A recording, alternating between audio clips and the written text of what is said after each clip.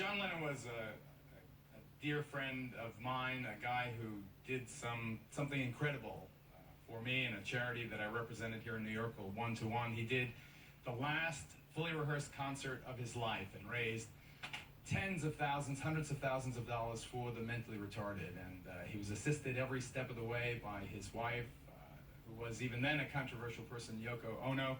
Now, as I mentioned, there is this very controversial memoir about the final days of Lennon, so controversial that one of the New York papers, when it first came out, put the story on the front page. You can see the New York Post, new book reveals John and Yoko's dark secrets. Tell us exactly what your role was. I mean, how do you know the things that you purport to know about the Lennons in their last days? Well, I was with John almost every day for the last 20 months of his life. I was hired as his personal assistant in 1979, and I was with him until he died in 1980. What does a personal assistant do? Tell us. When Yoko hired me, she described the job as cooking brown rice and answering the fan mail, and I learned that there was much more to it.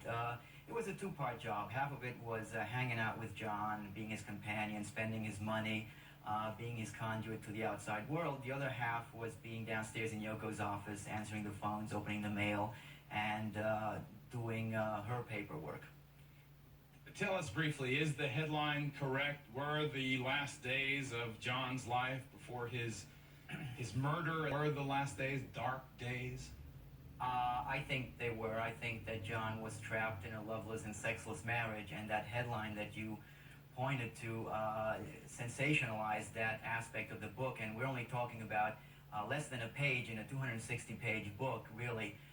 But unfortunately, the media really laps up anything. Before you attack the media, I've read the book too. It seems there are quite a few very disturbing allegations in there. For instance, about their chronic drug use during those days. Is that what you saw? I wouldn't say their chronic drug use. What I say in the book is that Yoko used heroin consistently.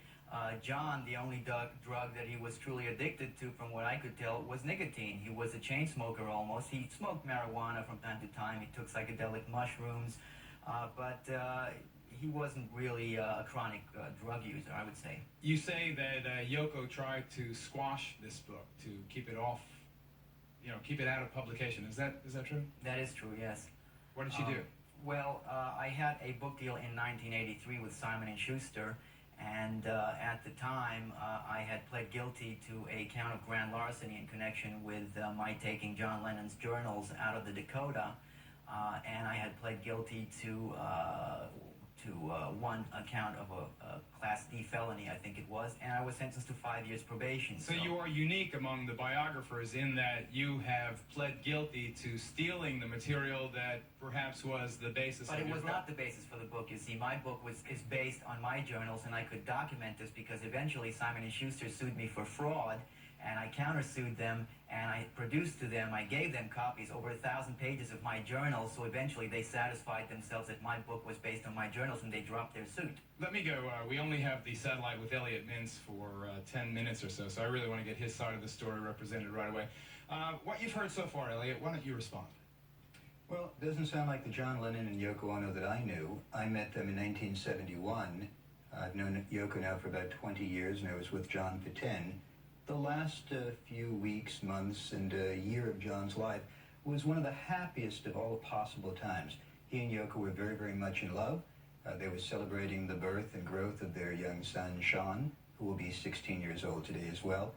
They had just completed their album, Double Fantasy. Life was at its zenith and peak.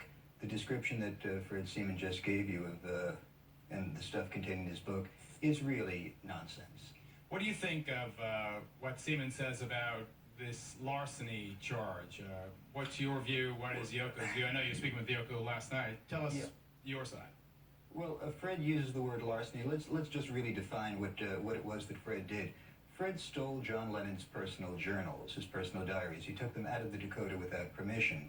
In addition to that, Fred had a warehouse in Midtown Manhattan where when the police arrested him, they also seized a number of other possessions belonging to John Lennon. Stereo equipment, files, letters, handwritten lyrics of Yoko's. Fred Seaman was involved in a criminal conspiracy involving at least 2 other people called Project Walrus. And Project Walrus was in part a scheme designed to steal the diaries and sell them privately. Fred Seaman's time with John Lennon was precious little, and I'm here to suggest that the material in Fred's book, on the actuality scale of accuracy between 1 and 10, 10 being accurate, is somewhere between 1 and sliding off the scale. Fred, speaking as you do from the disadvantage of someone who has actually pled guilty to a felony, Yes.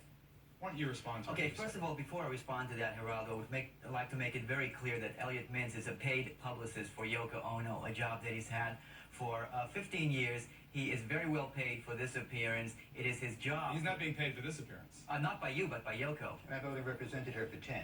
Excuse me? I've only represented her for 10, but so far you're running about 50-50 in accuracy. Let me just conclude that it is his job to attack anyone who says things in public that are perceived as being critical of Yoko Ono. I'm not attacking Fred. I'm simply... Can I just stating finish, facts. Elliot? Because his charge that other things that I had stolen, other things, they are not true.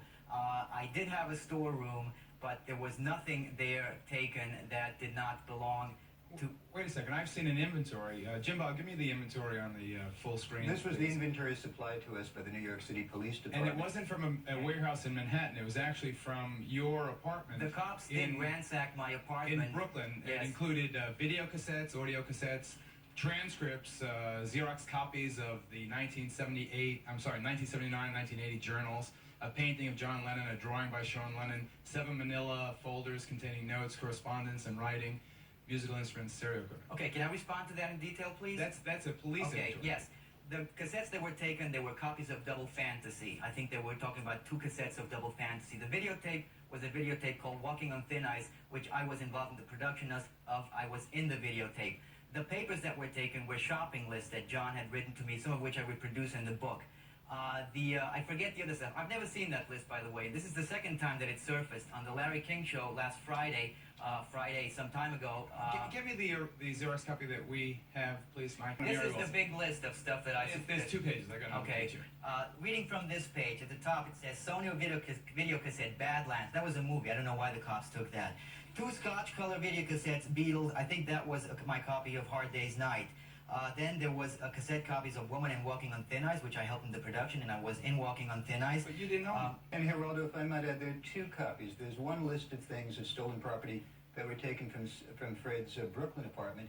There's another inventory sheet taken from the storage facility in Midtown Manhattan, including John's personal stereo. So, Fred, your book may be totally accurate, but you sit there a convicted thief. True? I did plead guilty to taking John's 1979 journal. To a yes. felony conviction. Yes, I mean, yes, it's I not did. Like you It's not a pled guilty secret. It's to in the jail. book. I admit it. I explained the You circumstances. do admit it on the Yes. last page of the book. I Right. know. Not in the last page, in the last last page section. before the epilogue. In the afterword. The afterword. Yes.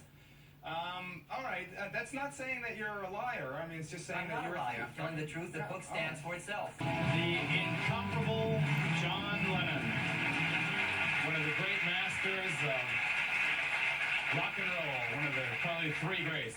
All right, you describe, why don't you quickly describe some of the adjectives that you apply to Yoko Ono? Adjectives? I think it's fair to describe her as manipulative. I think she used John. Didn't John love her? He did, yes. It seemed to me, let me just say, and I'm going to let Elliot talk, that's really his role, not mine. I saw them 6 weeks before John was killed at 64th Street in Central Park West, right out front of my apartment, and we had a conversation. We hadn't seen each other or spoken for probably 5 years since John had a so-called lost period on the West Coast. And I have to say that Elliot's assessment, at least in my conversation with him on the street, appears correct. Sean, their baby, was a source of enormous joy. Double Fantasy was already on the charts and moving pretty quickly. John, in my estimation, seemed happier than he had probably for 7 or 8 years. Yes, but you see, Geraldo, the John Lennon that you saw was the public John Lennon. That is what he put out to the outside world. Inside the Dakota, it was a very different picture. It was a very grim picture, and one that Elliot knows to be true, because even though he wasn't there as much as he claims he was there a few times during my 2 years that I was there, he knows that it's true. And of course, he is paid to promote the myth of John and Yoko as the Romeo and Juliet of the 1960s. But it is just a myth. The reality was very sad, unfortunately. Elliot? Geraldo, I wouldn't even deal with that nonsense. The suggestion being that when he met you on the street, he was doing a public relations job in a street corner. All of this is nonsense. What I ask our audience to do, both in television and in your studio, is the following. Pay no attention to Fred Seaman. He's just a guy hawking another book. Pay no attention to Elliot Mintz. He is right. I do represent the Lennon estate, and Yoko Ono is my best friend. I love her and respect her. What I would ask you to do is just this. Listen to John Lennon. His final interview that he did for RKO General the day of his death, he talked about his absolute love for Yoko and his son Sean. The interview that he did the day before for the BBC, he talked for hours. The David Sheff interview in Playboy magazine, published in December of 1980, the same. Either Fred believes that John was an honest, real human being, which I know most of us share, or that John was an absolute total fraud with a woman who he didn't love. The hypothesis is crazy and bizarre. In the end, it'll be John Lennon's music and his memory and his integrity that will prevail, and Fred will be just another one of a pathetic list of people trying to cash in on John's life. John Lennon was not a fraud, but sadly, the Ballad of John and Yoko, Double Fantasy, was a fraud. John Lennon, in those last interviews, sad to say, lied. He promoted the party line. The party line was that he was the house husband upstairs with Sean baking bread. Yoko downstairs, the brilliant business brain, making money hand over fist. That is just that. It's a party line. It's not true. I was there. I know it not to be true. Okay, Elliot, we're going to lose the bird, so this is the last we'll hear from you, so make it good. Let the folks choose themselves. Put a John Lennon record on your turntable. Listen to his music, look into his eyes. You'll know the truth.